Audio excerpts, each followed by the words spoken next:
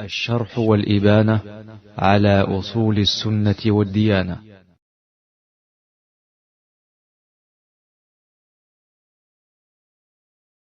الله عز وجل نحمده ونستعين به ونستغفره ونعوذ بالله من شرور أنفسنا والسيئات أعمالنا.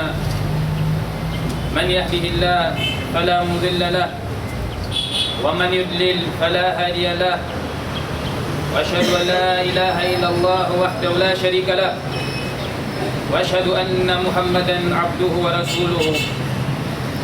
اللهم صل وسلم وبارك عليه وعلى آله والصحابة وعلى كل من اهتدى بهديه وتمسك بسنته إلى يوم التناد.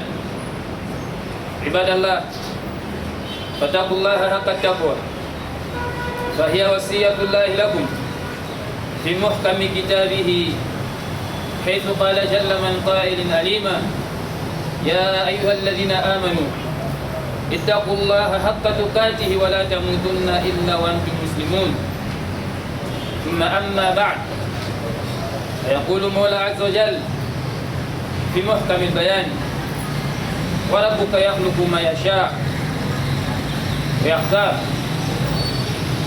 Louange à Allah, le Seigneur des univers, que ses éloges auprès des anges proches soient sur son noble serviteur, notre très cher bien-aimé prophète, ainsi que sur sa famille, ses nobles compagnons et tous leurs suiveurs dans le bel agir, jusqu'au jour de la reddition des comptes.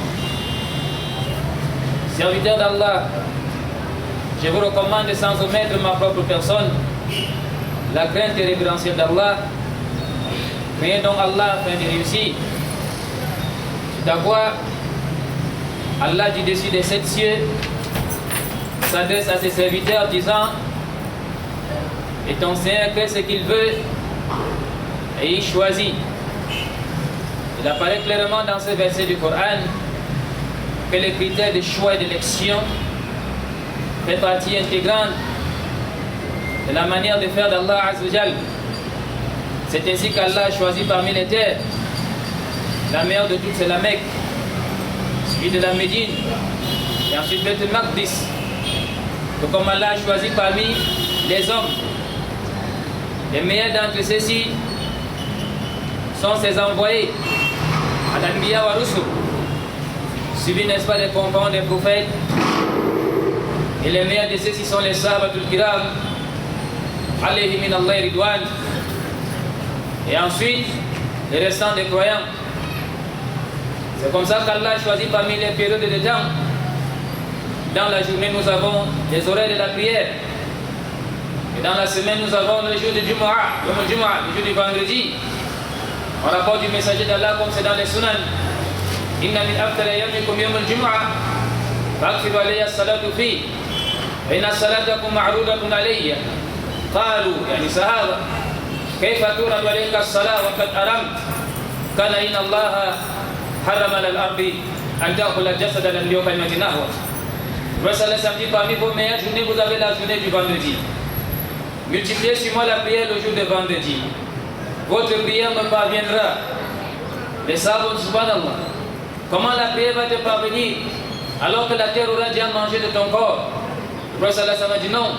Certes, Allah a interdit à la terre de manger les corps des prophètes. Et vous avez parmi les mois sacrés, qui sont le mois de Muharram, le mois de Rajab, le mois de Dhul-Qa'da qui est en train de tirer vers sa fin, et le mois de Dhul-Hijjah.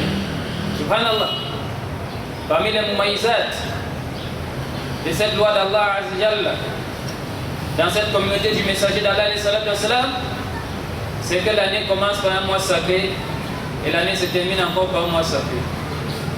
Et vous avez en ce qui concerne l'année, le meilleur mois c'est le mois de Ramadan, sans aucun nul doute. Donc nul besoin d'un dessin pour estimer sa valeur. Il suffit de savoir que dès qu'entre la première nuit de Ramadan, toutes les portes du paradis sont ouvertes et toutes les portes de l'enfer sont fermées et les démons rebelles sont enchaînés. C'est un mois qui est entièrement bien de son début à la fin. Sauf que vous avez, en ce qui concerne les nuits spécifiques, les meilleures des nuits sont les 10 dernières nuits du mois de Ramadan. Malgré que la meilleure de celle-ci est la nuit du destin. qu'Allah a appelé dans maintes endroits dans le Coran, dans un verset, sur Laylatul Mubaraka, comme dans les débuts de Surat Al-Dukhan, Inna anzalnahu fi Laylatil Mubaraka, ala Laylatul Qadr, celui qui est meilleur que 1000 mois d'adoration.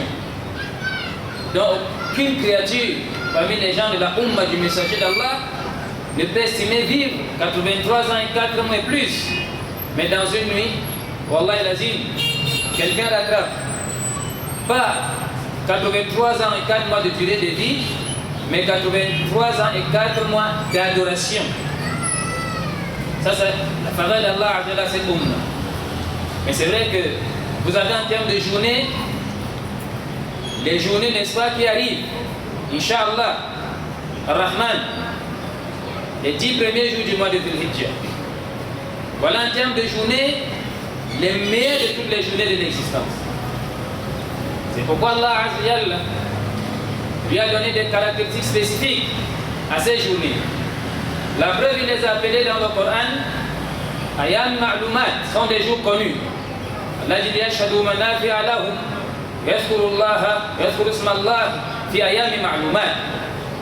Lorsqu'Allah dit Wa'adhin fin nas, il hajj, lorsqu'Allah Azzawajal ordonne à Ibrahim alayhi salatu wassalam d'appeler les gens de venir au hajj, il leur donne la sagesse, la hikmah, afin, n'est-ce pas, qu'ils témoignent des avantages que leur procure Allah et qui exaltent le nom d'Allah dans les jours connus. Imam Ibn Kathir, Imam Tabrani et beaucoup de fuhul parmi les mufassiroun ont ramené la parole d'Abdullah ibn Abbas, qui est l'imam de tous les mufassirin de la Ummah du prophète sallallahu alayhi wa sallam, à travers cette doua Allahumma faqih fi din wa alimhu ta'wil fi lafz wa alimhu al-kitab. Abdullah ibn Abbas dit Ayam ma'lumat, ce sont, n'est-ce pas, c'est-à-dire les 10 premiers jours du mois de Dhul-Hijjah. Allah Azzawajal dans un autre verset, il fait seulement par ces jours, wal fajr, wal layali al-ashr, Allah jure, n'est-ce pas, c'est-à-dire par ces journées. Parce que tous les mufassiroun disent que les nuits mentionnées ici indiquent en réalité les 10 premiers jours du mois de Dhul-Hijjah. C'est pourquoi Allah Azzawajal leur a conféré une particularité qu'il n'a jamais conférée à d'autres journées. La première particularité, c'est celle qui ressort dans le hadith, recueilli par Imam Abu Daoud et autres, parmi les récits du Sahabi Jalil de l'Ibn Abbas, qui rapporte du messager d'Allah qui dit min ayyam al-amal salih ahabbu fihinna ila Allah azza wa jalla min hadihi, yani asharat al-hijjah. Le Rasul il n'y a pas de journée dont les actes d'adoration sont plus aimés et meilleurs auprès d'Allah qu'en ces jours-ci. Les Sahabatul Kiram, qui sont toujours les premiers, qui couvrent tout ce qui apporte des avantages et qui méditent les textes coraniques, ils ont pensé au shahid, celui qui trouve la mort pour la cause d'Allah, dont Allah nous interdit dans le Coran de l'appeler mort. وَلَا تَحْسَبَنَّ الَّذِينَ قُتِلُوا فِي سَبِيلِ اللَّهِ أَمْوَاتًا بَلْ أَحْيَاءٌ عِندَ رَبِّهِمْ يُرْزَقُونَ. Ne pensez pas que ceux qui sont morts dans le sentier d'Allah sont morts. Ils sont vivants et nourris auprès d'Allah Azzawajal. Et ça va tout de suite, ils ont rattrapé ce farl al-azim du shahid. Ils ont dit wala al-jihad fi sabilillah, même pas la lutte dans le sentier d'Allah. Le prophète dit wala al-jihad fi sabilillah illa rajul kharaja bimal wa nafsi wa lam yaji lidhalika min shay'in wa kalimatin nahwa. Le prophète dit excepté une personne qui a pris toute sa richesse, qui s'est jeté dans la mêlée, toute sa richesse est finie et lui-même il a trouvé la mort. Voilà celui qui peut rapprocher ceux qui vont œuvrer dans les jours de Dhul-Hijjah. L'un des plus grands mérites de ces journées, c'est qu'Allah a prêté serment par ces jours. Allah n'a jamais juré par une créature sauf si pour indiquer sa valeur. Voilà, Abdullah ibn Umar a entendu le messager d'Allah lui dire Man kana halifan falyahlifu billah. Celui qui doit prêter serment ne doit prêter serment qu'en Allah.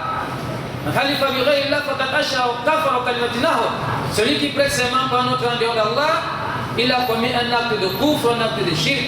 C'est pourquoi les salafus salih, comme l'Abdullah bin Mas'ud et autres, il dit je préfère jurer par Allah, même si j'ai forgé un mensonge, que de jurer par un autre en dehors d'Allah en disant la vérité. Parce que le mensonge compte parmi les kabaïr. Alors que jurer par un autre en dehors d'Allah, c'est le shirk. Même s'il est petit, chez les muhakkikoun, il dépasse, n'est-ce pas, les restants des kabaïr du Gnou. Lakin, Allah Azza Jalla, qui se distingue de ses créatures dans tous les aspects, il prête ses mains par ce qu'il veut dans ce qu'il a créé. Mais sauf que si Allah prête ses mains par quelque chose qu'il a créé, c'est pour montrer la valeur et l'ampleur de cette chose. Allah jure par les 10 premiers jours de Dhul Hijjah. Et Allah nous enseigne que ce sont les meilleures journées de l'existence. Et les actes d'adoration qu'on accomplit dans ces journées, on ne peut pas les accomplir ailleurs. Bal, c'est les journées dans lesquelles se rassemblent toutes les bonnes œuvres. Toutes les bonnes œuvres ne se rassemblent dans qu'un autre mois. Même si quelqu'un dans le mois de Ramadan, est-ce qu'il va faire le Hajj pendant Ramadan? Là, même s'il a fait la Umrah, et que la Umrah est équivalente au Hajj, mais ça c'est dans le Hajj. Mais même si quelqu'un fait la Umrah dans Ramadan, ça n'empêche pas d'accomplir le Hajj qu'Allah a légiféré pour lui. Alors que dans les jours de Dhul Hijjah, on va accomplir tous les actes d'adoration, y compris les jeûnes, y compris le Hajj, les manasik, et les restants, n'est-ce pas, ça dit les actes d'adoration. Voilà pourquoi Allah a spécifié qu'à cause de l'ampleur de cette journée, on exalte, n'est-ce pas, ça dit son nom et sa grandeur dans cette journée se trouve le jour de Tarwiyah, qui est, n'est-ce pas, le 8 du mois de Dhul Hijjah, où tous les pèlerins entrent dans l'Ihram pour se diriger à Mina. Ce jour-là compte parmi les grandes journées, parce que c'est là que le grand Hajj en réalité commence. Vous savez que le mois de Shawwal, le mois de Dhul Qa'dah, le mois de Dhul Hijjah, tous ces mois sont les mois de Hajj. Lakin, c'est Yom Tarwiyah, le 8 Dhul Hijjah, que le grand Hajj commence. Les pèlerins, n'est-ce pas, ça dit, vont se déferler vers Mina. Et c'est dans ces journées-là, les 10 premiers jours de Dhul Hijjah, que vous avez le jour de Arafah. Subhanallah, ça c'est le jour qui fait la fierté de l'islam. Tous les rassemblements que vous connaissez dans l'histoire du monde, chers bien-aimés, il n'y a aucun rassemblement comme celui de Arafah. Bal, Shaitan, La'in, ne s'est jamais trouvé humilié, rabaissé, méprisé, mal en point, sauf le jour de Arafah. Parce qu'il voit comment Allah Azzawajal déferle sa miséricorde sur ses serviteurs. Bal, Allah se vante des pèlerins qui sont dénudés comme au jour de la résurrection. Allah fait leur éloge, Allah pardonne leurs péchés. Allah subhanahu wa ta'ala leur agrée, et n'est-ce pas, ça dit, leurs frères et leurs sœurs qui ne sont pas dans ce mawqif azim, observe, n'est-ce pas, ça dit, un jeûne d'une journée qui permet de bénéficier à la lumière de certains hadiths des péchés de 2 années. Wallahi, ça c'est le tafsir de la parole d'Allah. Inna rabbaka wasi'ul maghfirah. Dans cette journée-là, Allah Azzawajal, n'est-ce pas, ça dit, agrée vraiment le repentir. Allah Azzawajal, il accepte le pardon abondamment. Imaginez un jeûne d'une journée, Allah te fait bénéficier du pardon des péchés de 2 années. Le jumhur des savants voit que les péchés qui sont pardonnés sont les petits péchés. À travers l'ensemble, n'est-ce pas, des nusus dans le Coran, dans la Sunna. Mais faites attention, d'autres savants tels que Muhakkikoun, tels que Cheikh Al-Albani et autres, voient que même un grand péché peut être pardonné en fonction du sérieux que quelqu'un va mettre dans le jeûne, parce que lui travaille avec la généralité de la parole d'Allah. Inna al-hasanat yuzhibna as-sayyi'at. Les bonnes œuvres effacent les mauvaises. Et vous avez, n'est-ce pas, ça dit dans ces jours-là, Yom al-Jam'. C'est quel jour? C'est le jour où les gens, n'est-ce pas, ça dit, se rassemblent à Muzdalifa, qui compte aussi, n'est-ce pas, ça dit, parmi les étapes du pèlerinage. Les musulmans, n'est-ce pas, ça dit, vont veiller à Muzdalifa, commencer à récolter les petites pierres, à cause de ce qui leur attend, n'est-ce pas, ça dit, le lendemain. Et vous avez, n'est-ce pas, ça dit, le jour de Nahar. Vous avez, n'est-ce pas, ça dit, le jour, n'est-ce pas, ça dit, du grand sacrifice. C'est à cause de ça que, dans ces jours-là, Allah a légiféré, même le Qurban, les serviteurs se rapprochent d'Allah en immolant un bélier. Il n'y a pas un acte d'adoration, le 10 jours de Hijjah, que les autres appellent, n'est-ce pas, c'est-à-dire le jour de Eid, qui soit comme l'immolation des carabines, auprès d'Allah Azzawajal, car c'est ici que se réalise le vrai tawhid, comme Allah dit dans le Coran, Fasalli li rabbika wanhar, et pour ton Seigneur, accomplir la prière et immole. Et dans l'autre verset, Kul inna salati wa nusuki wa mahyaya wa mamati lillahi rabbil alamin, la sharika la wa bidhalika umirt. Avant de demander Ibrahim alayhi salatu wa salam, d'où vient cet tafsir, il dit wa bidhalika umirt. C'est Allah subhanahu wa ta'ala qui me recommande cela. Ça dit ma prière, mes sacrifices, ma vie, ma mort, c'est rien que pour Allah subhanahu wa ta'ala. On se rapproche d'Allah Azzawajal en immolant le bélier. Dans certains affaires, subhanallah, On dit que celui qui mord le bélier, le jus du Eid, ce bélier-là, n'est-ce pas, avant que son sang ne touche la terre, ça monte vers Allah, comme cela a été mentionné par Ibn al-Qudama dans son livre Al-Mughni, parmi les plus grands livres de fiqh, n'est-ce pas, c'est-à-dire le fiqh de cette religion. Les jours, n'est-ce pas, c'est-à-dire les 10 premiers jours de Dhul-Hijjah, sont les journées de très grands enjeux. Il incombe à chacun d'entre nous qui est vivant dans ces heures-ci de commencer par supplier Allah Azza wa Jal de permettre qu'il soit vivant dans cette journée, qui font partie des grands moassim, qui ne viennent qu'une fois dans l'année, car quand ça s'en va, ça ne reviendra plus jamais. Subhanallah. Et quand on se retrouve dans une échéance comme ça, la chère bien-aimée, c'est comme si nous avons, n'est-ce pas, un messager qui nous rappelle qu'on entend pas, que voilà une année encore qui s'est écoulée, n'est-ce pas, c'est-à-dire de ta durée de vie. Car si nous entrons dans Dhul-Hijjah, nous entrons au dernier mois, une année, n'est-ce pas, c'est-à-dire s'est déjà écoulée, et les registres, n'est-ce pas, c'est-à-dire seront, n'est-ce pas, c'est-à-dire pliés, et il faut peut-être penser à ce conseil de Fudayl ibn Iyad qui a dit à ce monsieur, crains Allah pour le restant de ta vie, et c'est donc qu'Allah subhanahu wa ta'ala te pardonne. Nous devons demander à Allah de nous permettre d'être vivants dans ces journées-là, mais ce n'est pas tout. Nous devons aussi demander à Allah Azza de nous donner la force d'œuvrer, n'est-ce pas, c'est-à-dire dans ces journées. Car le plus important ne sera pas d'être présent dans ces journées, mais le plus important sera de tirer profit et de gagner ce grand enjeu, d'avancer les actes avec beaucoup d'énergie, comme le faisaient les salafs. On rapporte que Saïd Jubayr, qui est parmi les imams de Tabi'in, lorsqu'entré, n'est-ce pas, c'est-à-dire cette dernière décade, il maximisait toute son énergie pour œuvrer, au point que ceux qui le voyaient avaient peur qu'il ne puisse pas tenir. C'est pourquoi le prophète sallallahu alayhi wa sallam dit, comme c'est dans le Sahih Muslim, il dit Ihris ala ma yanfa'uk, attache-toi à tout ce qui peut te profiter. Mais ce n'est pas tout. Wasta'in billah, implore, n'est-ce pas, c'est-à-dire à Allah le secours. Nous aurons tellement besoin du secours d'Allah si nous sommes vivants dans ces journées, n'est-ce pas, c'est-à-dire de Dhul-Hijjah. أعوذ بالله السميع من الشيطان الرجيم يا أيها الذين آمنوا استجيبوا لله ولرسوله إذا دعاكم لما يحييكم واعلموا أن الله يحول بين المرء والقلب وأنه إليه تحشرون واتقوا فتنة لا تصيبن الذين ظلموا منكم خاصة واعلموا أن الله شديد العقاب. بارك الله لي ولكم في القرآن العظيم ونفعني وإياكم بما فيه من الآيات والذكر الحكيم. أقول قولي هذا واستغفر الله العلي العظيم الجليل الكريم التواب الرحيم لي ولكم فاستغفروا من كل ذنب فيا فوز المستغفرين.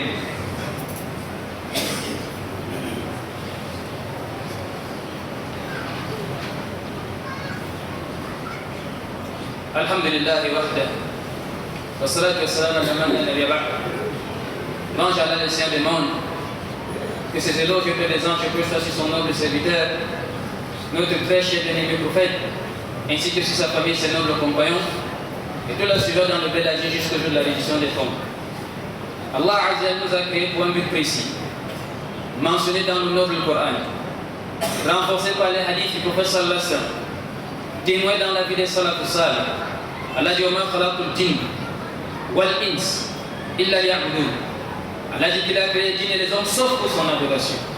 Voilà la hikma baligha pour laquelle Allah nous a créés. Et si on parlait d'adoration, on parlait des œuvres à accomplir. Allah dit: وَقُلِ اعْمَلُوا فَسَرَ اللَّهُ عَمَلَكُمْ. Allah dit: œuvrez, Allah va regarder vos œuvres. Nous devons, n'est-ce pas, c'est-à-dire œuvrer toute notre vie, mais nous devons surtout œuvrer si nous sommes vivants dans les jours de Dhul-Hijjah. La plus grande bonne œuvre par laquelle il faut commencer, c'est la mise en vigueur du théorie d'Allah Azza wa Jalla. Car c'est le début de la religion, le milieu de la religion et la fin de la religion. Le prophète sallallahu alayhi wa sallam, l'avance à Allah Azza wa Jalla, fait de cette théorie le commandement majeur. Il dit: fa'lam annahu la ilaha illallah wastaghfir li dhanbik. Après, sache qu'il n'y a point de divinité digne d'être adoré en toute vérité sauf Allah, et implore le pardon pour tes péchés. Le tout premier savoir, le savoir le plus utile, le savoir le plus véridique, le savoir le plus important, le savoir qui profite à son porteur, c'est la connaissance de cette théorie. Wallah, quelqu'un arrive au Mal-Qiyam, il a prié, il a jeûné, il a donné des aumônes, il n'a pas de théorie, Allah tout lui va en enfer.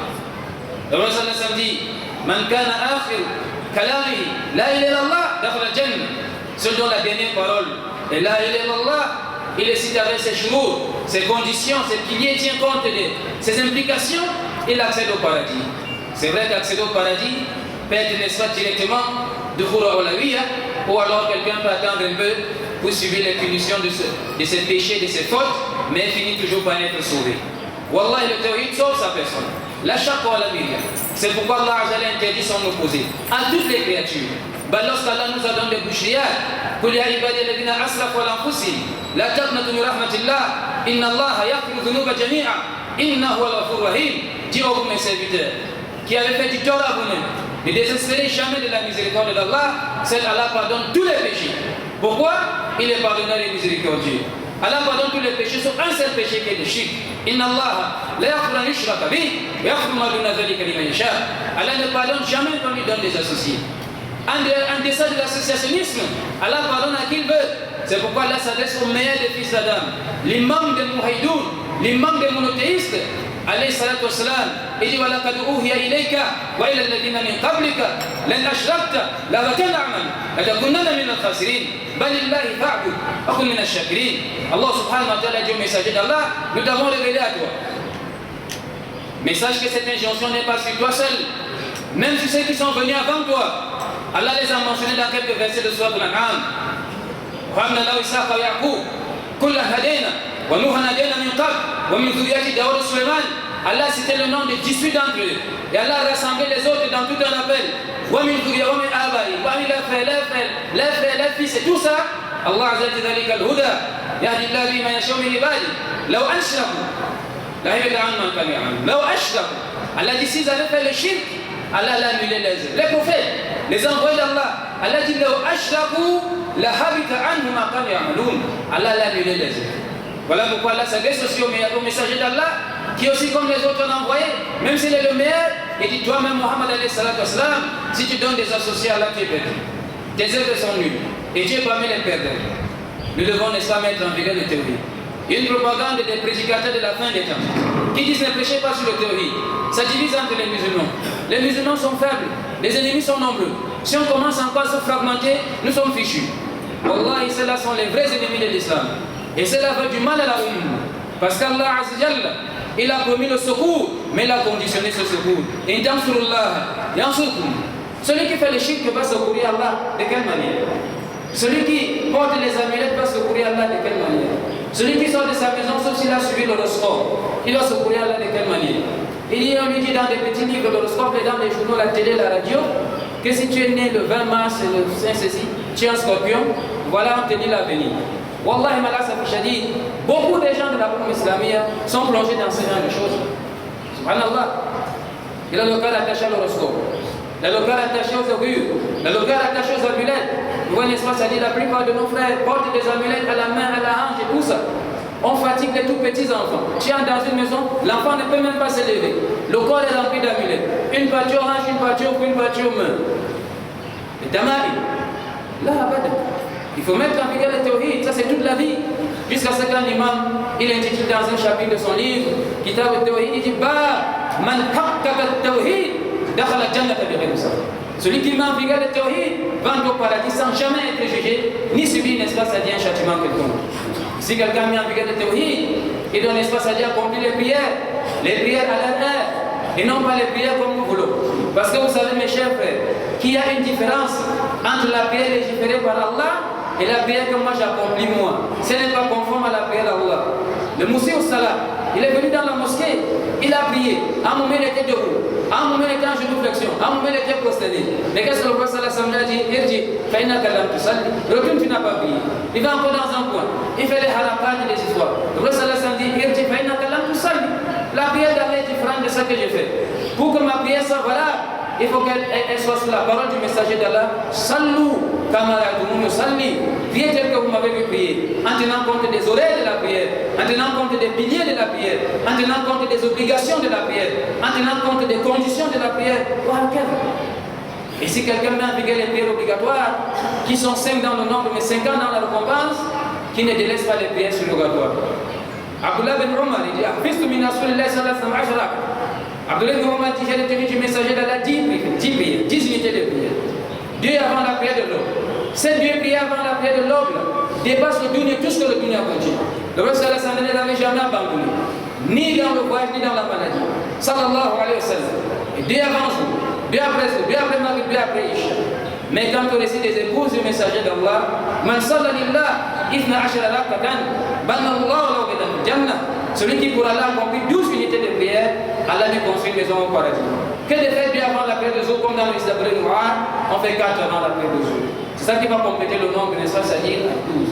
Et puis il y a d'autres riwayat, celui qui fait 4 prières avant jour, 4 unités avant jour et 4 après jour, Allah introduit au paradis. Il y a tellement de prières surrogatoires.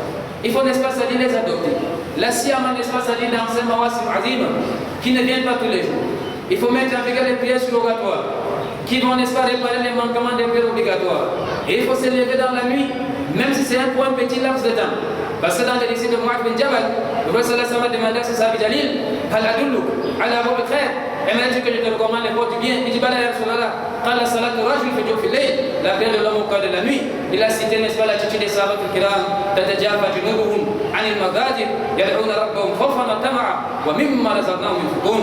Les sahabats ne dorment pas profondément, ya jama'a. À un moment, ils arrachent leur corps de leur lit pour prier, n'est-ce pas, c'est-à-dire la prière de nuit, que le prophète sallallahu alayhi wa sallam recommande à cette umma avec des termes très très méticulés. Il a dit, Utiru ya al-Qur'an, faites le rite, vous les gens du Coran, les gens de la umma du prophète sallallahu alayhi wa sallam. Il faut, n'est-ce pas, c'est-à-dire faire les jeûnes. Celui qui peut jeûner le maximum de jours, Fabio Anigma. Et si quelqu'un ne peut pas jeûner tous les jours, qui ne laisse pour rien au monde passer les jeûnes du jour de Arafat. Sauf s'il est malade, il a une excuse, voilà, ça c'est autre chose. Mais s'il est en bonne santé, qui ne commet pas l'erreur de laisser passer ces jeûnes, qui permettra de confirmer qu'il est réellement un croyant aimé d'Allah Azzawajal, car le prophète sallallahu alayhi wa sallam dans la discussion a dit Wala yazalu abdi yataqarrabu ilayya bin nawafil hatta hib. Donc c'est passé nawafil qu'on devient des bien-aimés d'Allah Azzawajal. Il faut, n'est-ce pas, ça dit donner des aumônes. On ne connaît rien dans le vocabulaire d'un musulman, ce qu'on appelle la chichité, l'avarisme. Le musulman, c'est celui-là qui donne, n'est-ce pas, dans tous les versets du Coran. Wa mimma razaqnahum yunfiqun. Wa mimma razaqnahum yunfiqun. Le prophète sallallahu alayhi wa sallam encourage la dotation généreuse jusqu'à ce qu'il dit dans le hadith Manaka samaru abdin sadaqa. Jamais les biens d'un serviteur n'ont diminué à cause d'une aumône. Il faut apprendre à donner des aumônes. Même si c'est un peu, il faut donner. Car c'est ce qu'on donne qui est vraiment pour nous. Le prophète sallallahu alayhi wa sallam dit la main d'en haut est meilleure que celle qui reçoit. C'est-à-dire la main qui donne est meilleure que celle qui reçoit. Il faut être de ceux-là qui donnent et non pas de ceux-là qui passent leur temps seulement à recevoir. Alors qu'ils peuvent aussi s'investir pour donner comme les autres. Sans oublier, n'est-ce pas, ça dit la multiplication des actes d'adoration. Si Allah a donné les moyens à quelqu'un qui n'est pas d'un béni, aujourd'hui tout le monde sait que les temps sont difficiles, les temps sont durs. Là, celui à qui Allah a donné des moyens, qui n'est pas d'un béni à Jama. Ça c'est l'acte d'adoration, le 10, qui est, n'est-ce pas, c'est-à-dire le meilleur acte d'adoration. Et celui qui a les moyens de réjouir sa famille avant la fête et le jour de la fête, qu'il le fasse aussi. Parce que la bienfaisance envers la famille compte aussi parmi les actes d'adoration. Le prophète sallallahu alayhi wa sallam dit, une bouchée alimentaire que l'un de vous met dans la bouche de sa femme, c'est une sadaqa qu'Allah lui prescrit. Il faut, n'est-ce pas, c'est-à-dire réjouir la famille. Il faut réjouir les frères. Il faut adopter de bons comportements. Le prophète sallallahu alayhi wa sallam a donné un très grand conseil à cette umma. Wallahi, si nous travaillons avec ce conseil, nous serons, n'est-ce pas, c'est-à-dire la meilleure communauté. Ce conseil de la donner à Jundub ibn Junada, à Abu Dharr al-Ghifari, quand il venait d'embrasser l'islam. Et il aussi donne le même conseil à Mu'adh bin Jabal, quand il a envoyé au Yémen faire la da'wa. Et il dit, Taqillaha haythuma kunt, quand Allah que tu te trouves. Wa'adli sayatan hasanatan tamquha. Et fais suivre la mauvaise action par la bonne qui va l'effacer. Wa khaliqin nas bi khuluqin hasan. Il faut que tu te comportes avec les gens de la meilleure manière. Il ne faudrait pas que l'un de nous seulement sa relation avec Allah et laisse la relation avec les autres là. Tu dois avoir une bonne relation avec ton Créateur et tu dois avoir une bonne relation avec les autres. Ça c'est très important. C'est ça, n'est-ce pas, la preuve de ta foi correcte. C'est pourquoi l'islam interdit tout ce qui divise entre les gens. La colère, la tarda, farada de mirara, tarda, wala tahasadu, wala tabaka, wala tadabbaru. Ne vous jalousez pas, ne vous tournez pas les dos, ne vous trichez pas dans le commerce, que l'un de vous ne vende pas sur la vente de son frère. Tout ce qui peut amener la division dans l'islam, l'islam a mis ça de côté. L'islam encourage au respect mutuel, l'islam encourage au convenable. Regardez le prophète sallallahu alayhi wa sallam dit Al-Muslim akhul Muslim, la yahdimuhu, wa la yahkiruhu, wa la yahdimuhu. Le musulman, le frère du musulman, il ne lui fait pas d'injustice, il ne le méprise pas, et il ne le trompe pas aussi. Il suffit pour quelqu'un de devenir mauvais que de mépriser, n'est-ce pas, ça dit son frère musulman. Tout le musulman à la musulman haram. Tout musulman s'appelle pour l'autre. Dans mon mal, son sang, son honneur et ses biens. Ça c'est dans la vie, n'est-ce pas, ça dit sociale. Elle fait partie intégrante des implications de cette religion. Les musulmans doivent être ceux-là qui se comportent bien. Le plus bien, surtout quand ils sont de la sunna. Cheikh al-Islam ibn Taymiyyah a dit Ahl sunna wal jama'a a'lamun nas bil haqq wa arhamuhum bil khalq. Il dit les gens de la sunna sont ceux qui connaissent le plus la vérité et ceux qui se comportent aussi le plus bien et qui font le plus miséricorde aux créatures.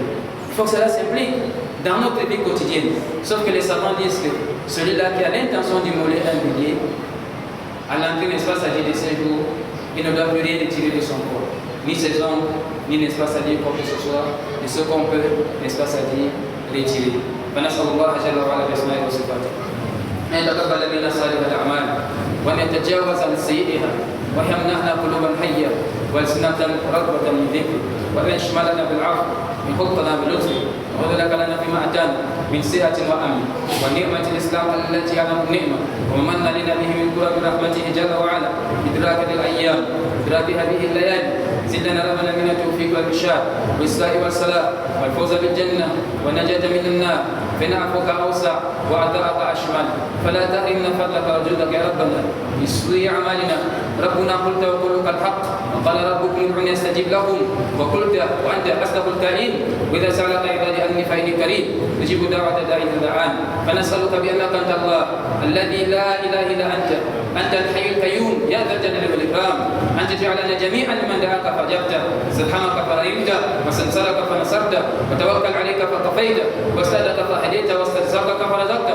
ونسألك أن تجيرنا من الفتن ما ظهر منها وما بطن وأن تحفظ علينا أمننا وديننا وإيماننا وأن تصلحنا وتسلي بلادنا وأن تدلنا المسلمين وأن تشفي أعدائهم وأن تكسو عاريهم وتؤمن خائفهم وتشفي مريضهم وتغني فقيرهم وتقرع عدوهم يا مجيب الدعاء اللهم انصر الإسلام والمسلمين اللهم انصر الإسلام والمسلمين اللهم انصر الإسلام والمسلمين وأذل الكفر والكافرين وربنا اجعلنا جميعا ممن صام رمضان إيمانا واحتسابا ممن قام لياليه إيمانا واحتسابا ممن أدرك ليلة القدر إيمانا واحتسابا برحمتك يا أرحم الراحمين سبحانك اللهم لا إله إلا أنت ولا حول ولا قوة إلا بك وآخر دعوانا الحمد لله رب العالمين.